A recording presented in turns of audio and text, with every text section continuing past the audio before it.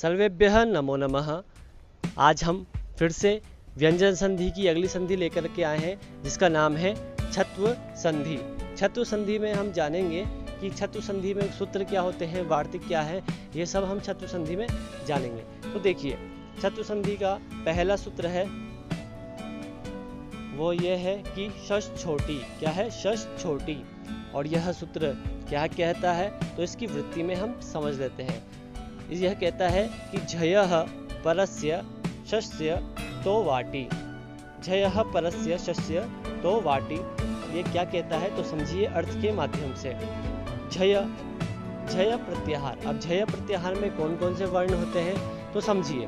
वर्गों के पहले, दूसरे, तीसरे, चौथे वर्ण झय प्रत्याहार के अंतर्गत आते हैं। तो झय प्रत्याहार के बाद श हो तो उसे छ आदेश हो जाता है। मतलब झय प्रत्याहार के बाद यदि श हो तो उसके स्थान पे क्या हो जाएगा? उसके स्थान पे हो जाएगा छ। यदि शकार के पश्चात अट आए तो अट प्रत्याहार में कौन कौन से वर्ण आते हैं तो अट प्रत्याहार में सभी स्वर एवं ह य व र ये सभी आते हैं। ठीक है, तो एक बार फिर से समझते हैं कि झय प्रत्याहार के बाद श हो तो श को छ आदेश हो जाता है और इसके पश्चात श के पश्चात क्या हो? श के पश्चात अट प्रत्याहार हो। ये इस सूत्र का अर्थ हुआ। अब उदाहरण के माध्यम से स्पष्ट करते हैं। तो उदाहरण है कश्चित प्लस शेते। आपको एक बात और बता दूं मैं कि इस संधि का प्रयोग विकल्पात्मक रूप से किया जाता है। मतलब विकल्प के रूप में इस संधि का प्रयोग किया जाता है। तो देखिए, कश्चित प्लस शेते। अब यहाँ पर जो त है इसको च आदेश सबसे पहले हम करेंगे।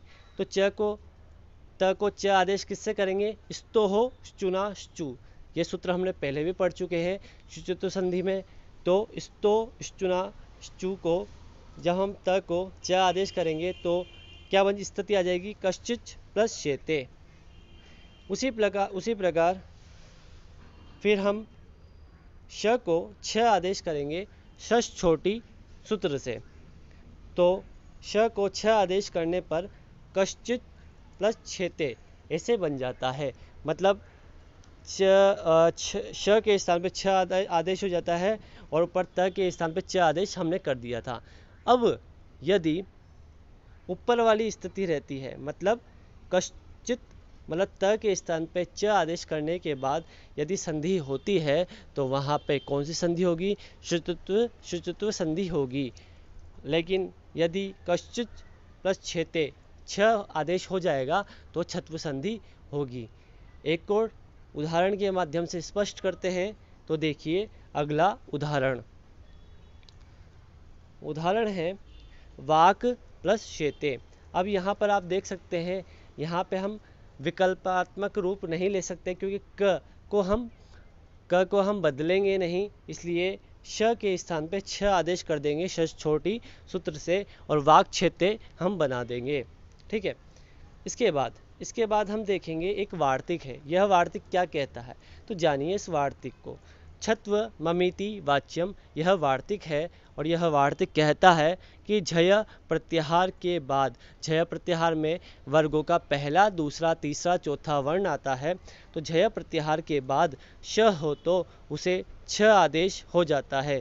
यदि शकार के परे अम प्रत्याहार हो तो, हमने जो सूत्र पढ़ा था शश छोटी में अट प्रत्याहार की बात की गई थी और यहाँ पर अम प्रत्याहार की बात की गई है।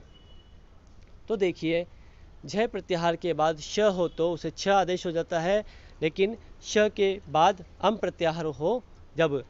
अब देखिए, ध्यान देने योग्य बात क्या है? उपरोक्त कार्य विकल्प से होगा। मैंने आपको बताया है जो भी कार्य इस संधि में होगा वह विकल्प से होगा। यह वार्तिक उपरोक्त सूत्र शश छोटी का विस्तार मात्र है। मतलब इसका और कोई प्रयोजन नहीं है। इसका प्रयोजन केवल इतना सा है, इस सूत्र का, शश छोटी सूत्र का विस्तार करना, मतलब उसको विस्तृत रूप में समझाना। अब देखिए, कुछ उदाहरण हम देख लेते हैं जिससे हमें पूरी यह छत्व संधि स्पष्ट हो जाएगी। तो पहला उदाहरण है तत् प्लस श्लोकेन। अब आप देखिए, जो त है, तत् में जो त है इसको च आदेश कर देंगे किससे? स्तो श्चुना श्चू से। फिर उसके बाद श्लोकेन में जो श है, श्लोकेन में जो श है, इसको हम छ आदेश कर देंगे, किससे?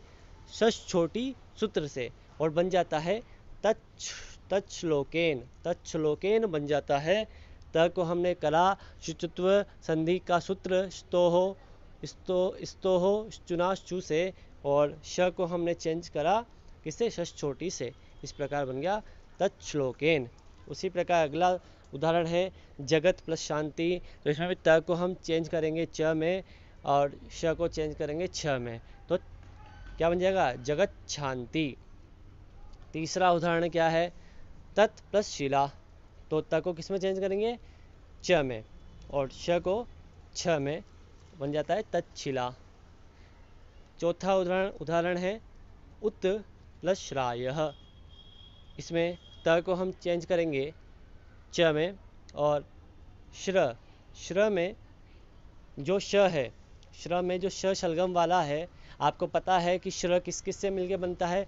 श शलगम वाला और र, इन दोनों से मिलकर के श्र बनता है। तो इस श को हम छ में चेंज कर देंगे तो बन जाएगा उच्छ्रायः। ठीक है। अगला उदाहरण वाक प्लस शूरः।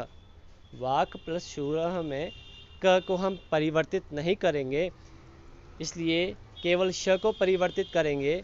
तो श को छ में परिवर्तित करेंगे तो बन जाता है वाक्छूरः। छठा उदाहरण यावत प्लस शक्यम।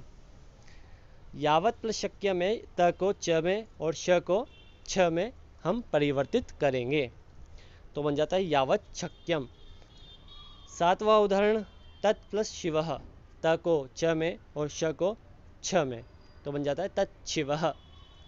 उत प्लस श्वासः। तो त को च में और श को छ में, तो बन जाता है उच्छ्वासः। एक बार मैं आपको फिर से समझाऊंगा कि त को च हम करते हैं स्तो श्चुना श्चू से, और श को छ में हम परिवर्तित करते हैं षष् छोटी से। ठीक है। आशा है आपको यह पूरी वीडियो समझ में आई होगी। इसी प्रकार से अगली संधि हम पढ़ेंगे, और इस वीडियो को पूरा देखने के लिए धन्यवाद। जयतु संस्कृतम जयतु भारतम। वीडियो को लाइक कीजिए, कमेंट दीजिए और चैनल को सब्सक्राइब कीजिए। धन्यवाद।